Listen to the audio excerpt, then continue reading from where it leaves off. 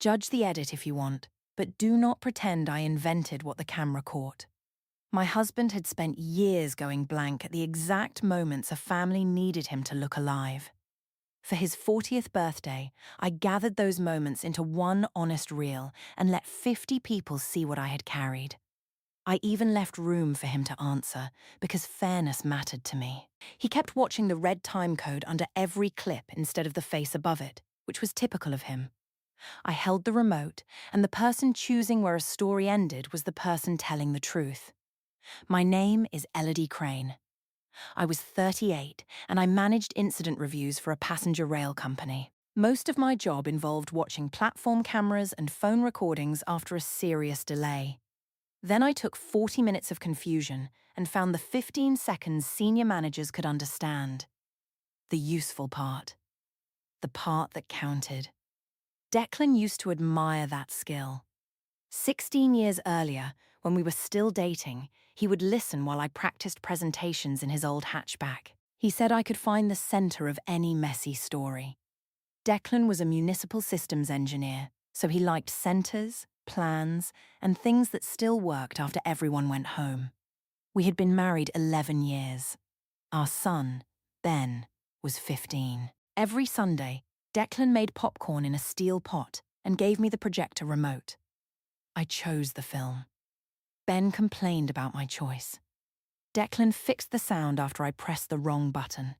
It was a small ritual, but it had survived job changes, my father's health scares, and the year Ben stopped telling us what happened at school. Declan showed love by keeping systems alive. He renewed insurance before I remembered it existed. He changed Ben's pickup schedule after a problem with 2 boys on the bus, then told me after the new plan was already running. He believed a solved problem needed no meeting. That habit made our life stable. It also made me feel like the last person briefed about my own family. 3 weeks before his 40th, our projector failed during Sunday movie night. Declan crouched beside the cabinet with the manual open on his phone. He tried one cable, then another. Ben offered to help. Declan told him to wait. 5 minutes became 12. The projector fan whined, the popcorn went soft, and Declan snapped that he could handle one simple machine. I had been filming because Ben had balanced a piece of popcorn on his nose. My camera moved toward Declan just as he dropped the remote and hit his head on the cabinet. It was funny. Human, but funny. I saved the 7 seconds where he looked angry, confused, and older than he wanted to look. Later, Declan apologized to Ben and let him reset the projector. I filmed some of that too, mostly because the light came back at the right moment. But apologies did not erase the first reaction. They only came after it. That distinction mattered. When Declan saw me trimming the file, he did not watch his own face. His eyes went to the red numbers below it. 7 seconds selected from a file that ran 1 minute and 46 seconds. He asked why I needed that part. I told him I was collecting family moments for his birthday. He asked whether the rest of the file would be there too. That was Declan. Give him a memory, and he asked for its measurements. I pressed the remote and started our movie. He sat beside Ben, but the space between Declan and me remained open. By the closing credits, I knew what his birthday needed. Not another watch.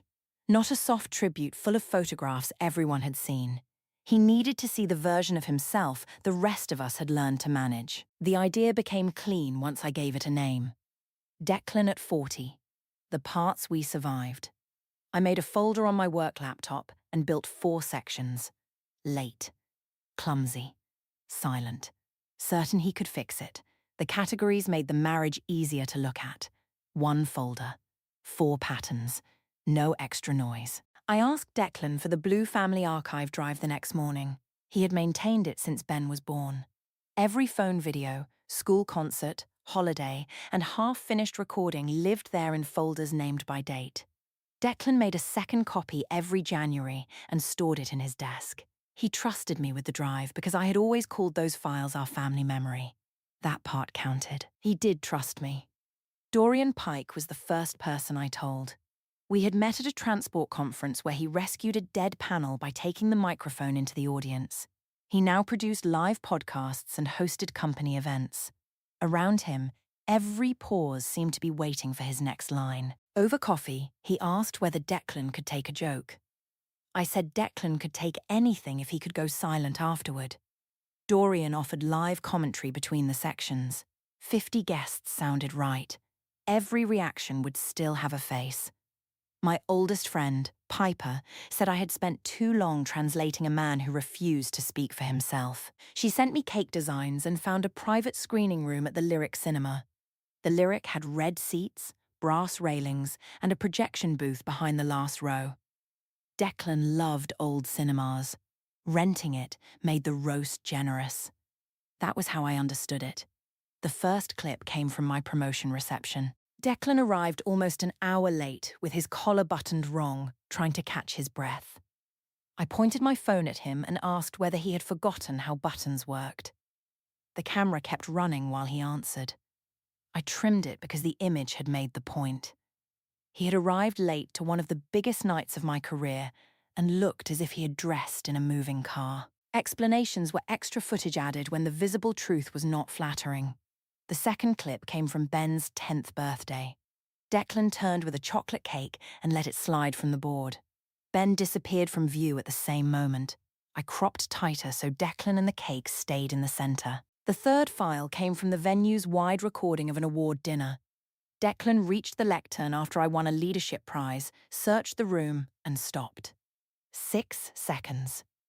8. 11. I cropped around him and cut before he began speaking. Dorian called it the strongest piece in the reel. The projector argument became the fourth section. It was recent, which gave the older clips a present tense. Declan had not grown out of any of it. He had only become better at repairing the room after he damaged it. Ben came into my study while I was working on the cake clip. He watched the cropped version twice. Then he asked why he was not in the frame. I told him the section was about his father dropping the cake, not about him. Ben said he had slipped from the patio wall that day. He remembered Declan grabbing him. I remembered too. Declan had caught the back of Ben's shirt and pulled him against his chest. The cake went down because both of Declan's hands moved toward our son. Ben had been frightened but unhurt. Declan had also carried the cake too close to the wall after I warned him not to. Both things were true. I chose the one that belonged in a roast. Ben asked if Dad knew what I was making. I said it was a birthday surprise.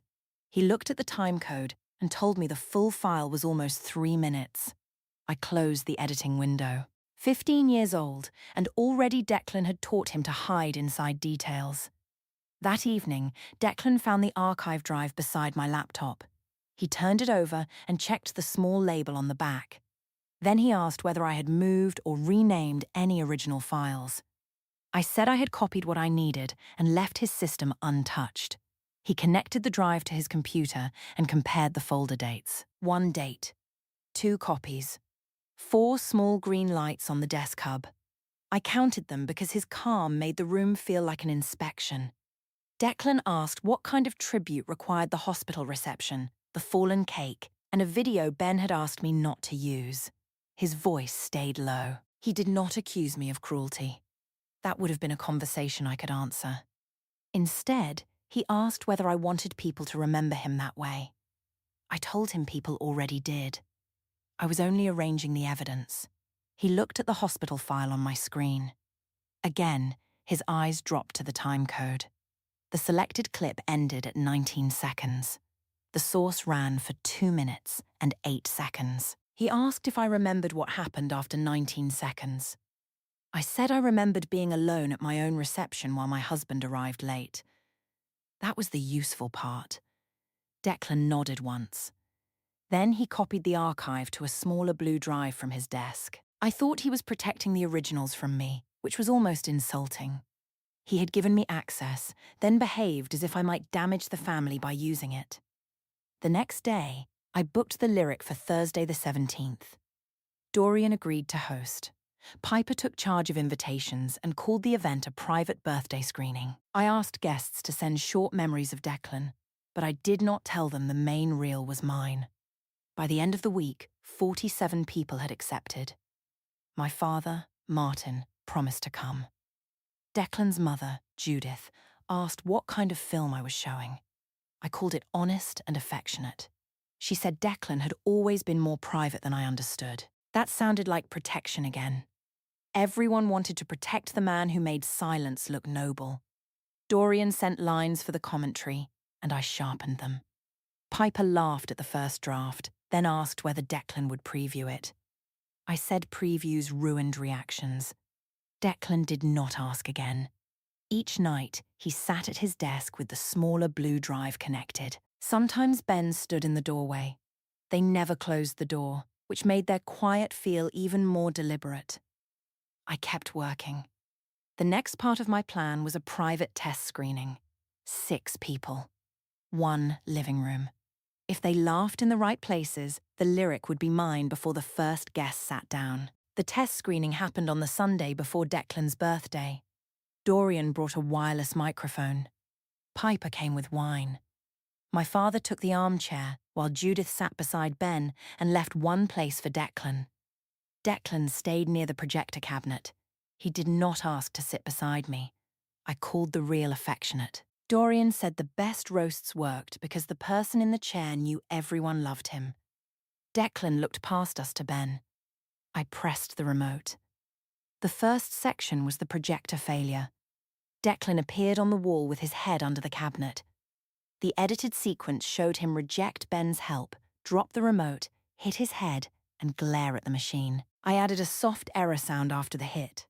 Dorian laughed first. Piper followed. Even Martin smiled. Ben did not. Declan watched the lower corner. 7 seconds. His thumb rubbed the blue drive in his pocket. I read that as discomfort.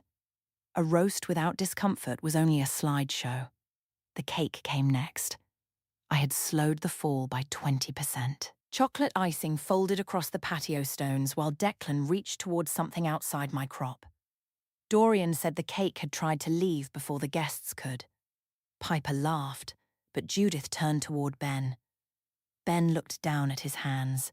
Judith asked him if that was the day he fell from the wall. He said it was. The room did not go silent. It became careful. I said Ben had not been hurt and Declan still dropped the cake. Then I paused on Declan with his mouth open and icing on one shoe. Everyone could see the failure without the extra movement. Declan asked how much I had cropped. He sounded less defensive than interested in my method. I told him a close frame was clearer. He said it was smaller. I said smaller was sometimes clearer. That was the part that counted.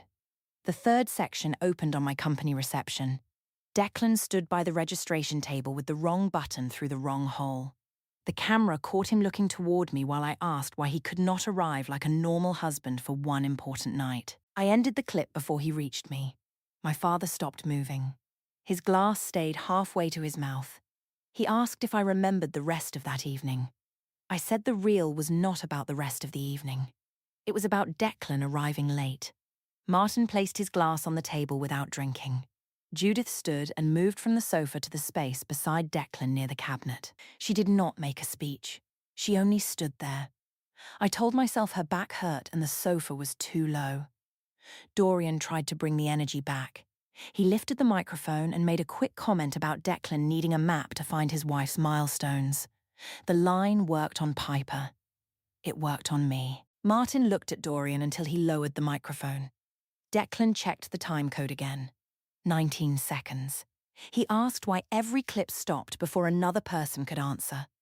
I said responses slowed the pace. He asked if pace mattered more than what happened. I told him what happened was already on the wall. The award dinner clip filled the screen. Declan reached the lectern, adjusted the microphone, and searched the room. I had added a small loading circle above his head. It turned once, twice, then a third time while the pause stretched. Dorian laughed before the sound effect landed. Nobody joined him. I pressed pause at 11 seconds. Declan's face hung above us, uncertain and exposed. The red dot on the remote touched his shirt. For a moment, I saw the room from outside myself. Ben stared down. My father had not touched his wine. Piper studied the cheese label. Only Dorian still wore the expression I had planned for everyone. Declan asked why I had chosen 11 seconds. The question closed that other view. I said 11 seconds was enough to understand. I said that living with him meant waiting for him to arrive inside his own life. Declan's face changed beside the screen. He had no clean answer because I was right about that. For years, I had learned about my own marriage through outcomes. Declan said he knew he had shut me out. He said he often solved the visible problem because he did not know how to share the fear under it. Then he asked whether that failure gave me the right to remove everyone else from the frame. I told him he was changing the subject. He said the subject was the frame. Dorian checked his phone. Piper gathered plates before the reel ended. She called the edit strong, then reminded me that the lyric would be much larger. It sounded like a warning dressed as production advice. I chose to hear the compliment. Martin left first and told Declan he would see him Thursday. Judith followed without mentioning the reel. Piper took the unopened wine home. Dorian stayed. He wanted a harder final line because the audience would go quiet near the stage clip. He understood silence as space a better performer had to fill. After Dorian left, Declan sat beside the projector. The apology after his argument with Ben remained unused beyond my cut. He ran it without sound. On the wall, he handed Ben the remote and listened while our son explained the menu. Declan asked why I kept the apology if I did not plan to show it. His voice held no anger. That made the sadness harder to dismiss. I said editors kept more than they used. He answered that he had mistaken fixing things for explaining them, but he would not teach Ben that a person's worst 7 seconds were the most honest ones. I told him Ben would understand when he was older. Declan stood and checked the time on the source file. 1 minute and 46 seconds. 7 seconds in my reel. He did not ask me to cancel the party. He only said I still had time to decide what kind of memory I was making. I heard the old problem. He put the weight in my hands and called his silence restraint. So I changed the ending. Dorian would take the microphone after the final clip and describe Declan as a man who needed other people to finish every moment for him. I saved the cut at 11:42 p.m. It ran 6 minutes and 12 seconds. Nobody needed all 9 minutes of source footage to understand 4 patterns. The useful parts were ready. Now I needed the room. The lyrics smelled like warm dust and old sugar. Its private auditorium had 52 red seats and a screen large enough to make a blink look guilty. Maya Ortiz, the projection manager, tested my laptop. The projector remote was heavier than ours at home. Its red laser reached every corner of the screen. The weight made the event feel finished. Maya checked the sound levels, then asked whether Declan had approved the family footage. I said he knew about the reel and would be present. That was accurate enough. She copied the reel to the cinema system and showed me the 2 inputs. I counted the controls until the booth felt like mine. Then Maya mentioned that Declan had visited that morning. He had asked whether a second drive could use the screen after my reel. He had not tried to remove my file or stop the party. I laughed because Declan always prepared a backup nobody requested. Maya said he had left a small blue drive in her locked drawer and would collect it on Thursday. A man who claimed he hated public scenes had arranged his own input. I read it as technical anxiety, perhaps childhood photos to restore his softer image. Maya clicked into my source folder while checking resolution. The hospital reception file opened before I could stop it. Not my 19-second cut, the original. Declan appeared near the registration table. Wrong buttons. Damp hair. One hand pressed against his side. My recorded voice asked why he could not arrive like a normal husband. The clip continued 3 seconds past my edit. Declan moved closer to the phone and began to say something about my father. I pressed stop. The booth went quiet except for the projector fan. I said the source file held material unrelated to the joke. Declan's drive could hold whatever extras he planned to show.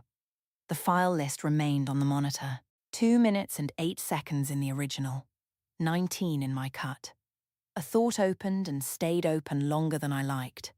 Maybe the extra footage did not weaken the pattern. Maybe it changed who had created it. Then I remembered standing alone under the company logo while Declan decided what information I could handle. Whatever came after 19 seconds had arrived after I needed him. I closed the source folder. The thought closed with it. While Maya checked the picture ratio, the full cake frame flashed across the booth monitor. Ben's blue shoe appeared at the edge above the patio wall. My close crop removed it. Maya asked whether she should preserve the wide frame. I said the tighter image read faster, then used the remote's red dot to mark where the picture should end. Declan waited in the lobby with 2 paper cups. Even his peace offerings were scheduled. He asked if the technical test had worked. I said perfectly. He glanced at the remote in my hand, then at the booth window. His eyes settled on the time display above the auditorium door. I asked what was on his blue drive. He said the parts before and after mine. I told him extra minutes would not erase how those days had felt. Declan said feelings were not erased by context, but people were. He said I kept stopping footage before he spoke because I had learnt to stop conversations in the same place. He named the bus schedule and my father's calls.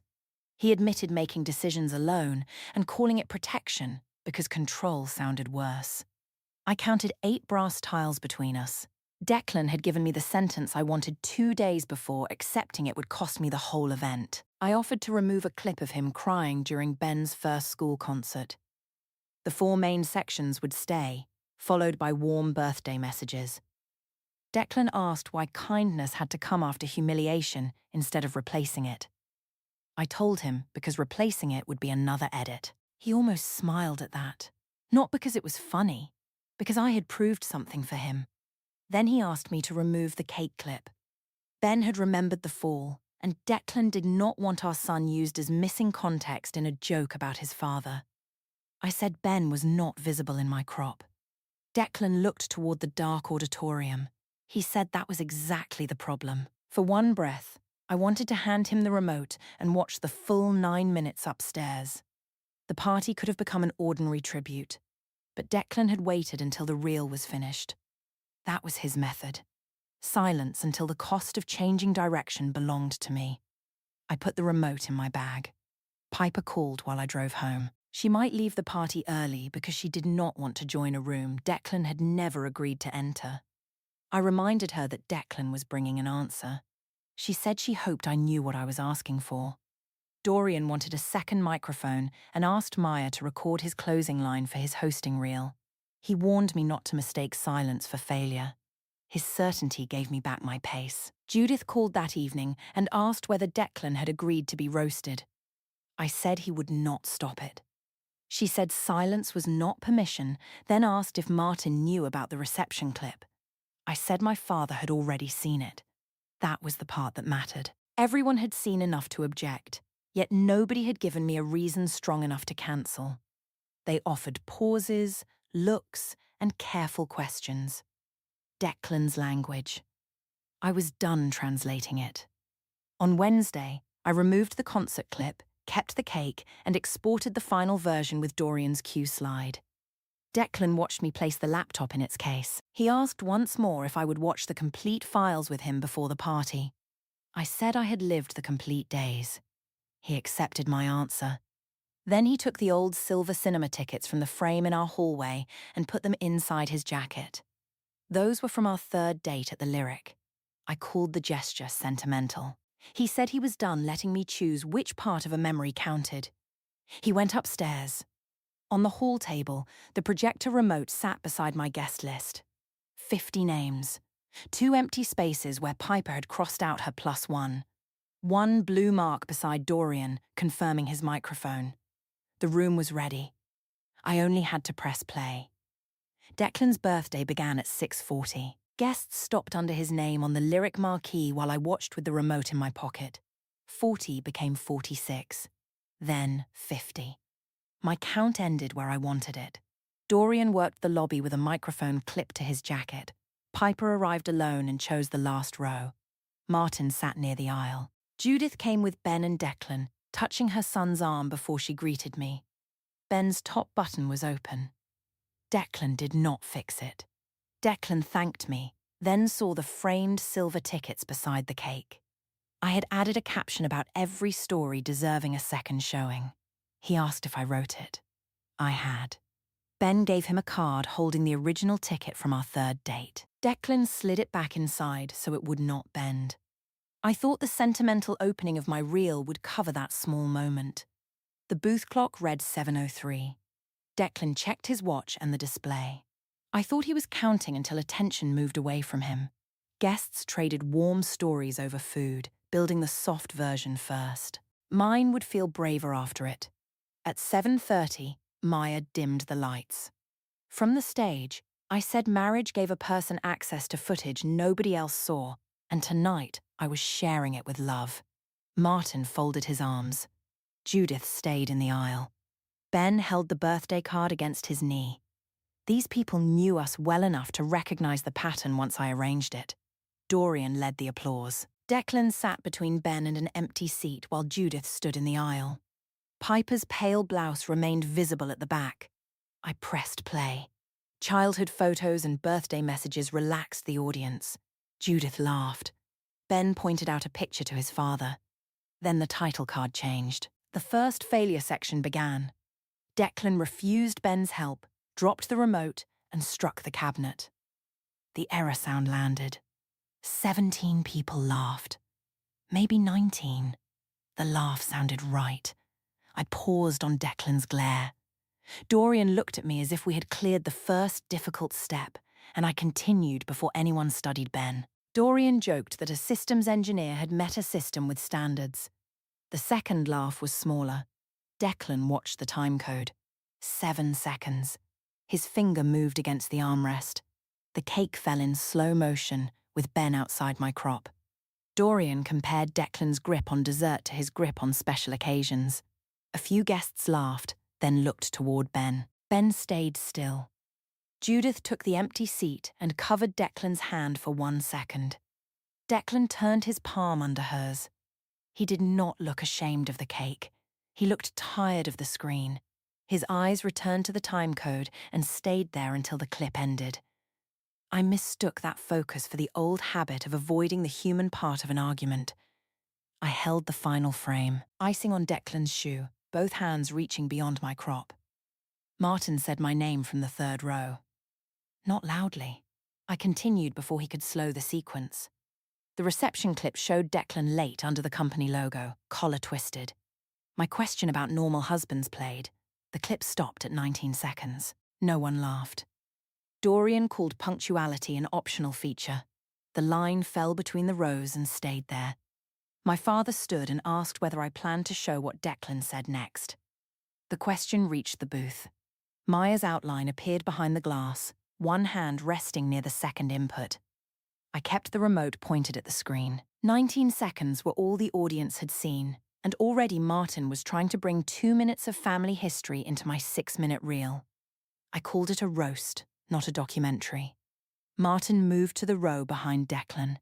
That was the part that counted. Nobody left. Discomfort was the price of honesty. The stage clip began. A loading circle turned above Declan while he searched the tables. The screen held his uncertainty. Dorian waited for the laugh this time. It did not come. Piper's pale blouse was gone. Her folded program lay on the red seat. Declan asked me to stop the reel. The cinema was quiet enough to carry his voice. I asked whether the footage was false. He said the seconds were real. Then he asked whether I wanted the room to see the days around them. I said he buried every failure under context. He decided when I could know my father was in trouble and changed Ben's schedule without me. He turned fear into a task list, then expected gratitude for results I never helped create. Declan did not deny it. He admitted that control made him less afraid and had made me lonely inside a stable house. He did not ask the audience to forgive that. He looked at me while he said it. No one moved to rescue him, and for the first time that night, I had the answer I had claimed to want. Clear, public, and without an excuse attached. He had admitted what I needed. Ending there might have made the night painful but honest. Declan asked me to end the reel and come home. We could show Ben the files privately and decide what belonged to our family together. One offer. No promise about the marriage. I heard another decision. He would choose the location and meaning of my work. Again, I told Dorian to finish. Dorian hesitated. I repeated the instruction and brought Declan's frozen face onto the screen. The red laser rested against Declan's chest on the wall. I told Dorian the room had gone soft and needed the ending we had rehearsed. He glanced toward Ben, then toward the side door. I held the frame and waited. He had wanted a clean recording for his hosting reel. Walking away before the line would make him look afraid of his own material. Dorian delivered our line about Declan needing other people to complete his scenes. Nobody laughed. Ben rose. Judith and Martin followed, forming a line beside Declan. I told them they were proving my point. Declan always needed people to rescue him from one honest image. Dorian placed his microphone on the stage. He said he had done the part I gave him, took his coat, and left through the side door. Declan walked to the projection booth stairs. He did not ask me for the remote. That made me grip it harder. He asked Maya to bring up the second input. 4 dates appeared on the screen. I recognized every one. Declan connected the blue drive and asked if I still wanted the room to see the full days. I said yes. I wanted all 50 people to hear. Context would show that Declan always had a reason, and reasons were how he avoided accountability. He asked Maya to play the files in the order I had used them. I stayed at the front with the remote. My reel was 6 minutes and 12 seconds of clean evidence. His version was only the extra footage people cut when they respected an audience's time. Maya started the projector file at 81342, 24 seconds before my cut.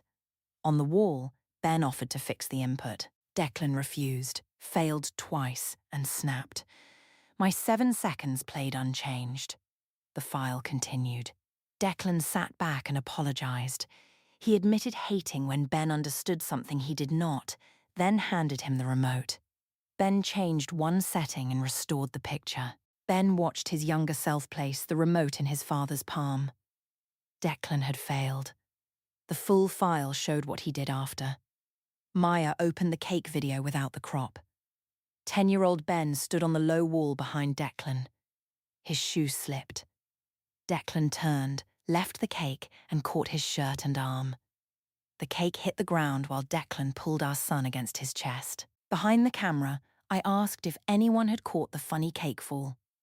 Ben moved closer to his father. Judith put one arm around both of them. Dorian's microphone remained on the stage. The green light went dark. At the reception, Declan reached the camera after 19 seconds and said my father had suffered chest pain. Martin made him promise not to interrupt my presentation until the doctor had results. The file kept going.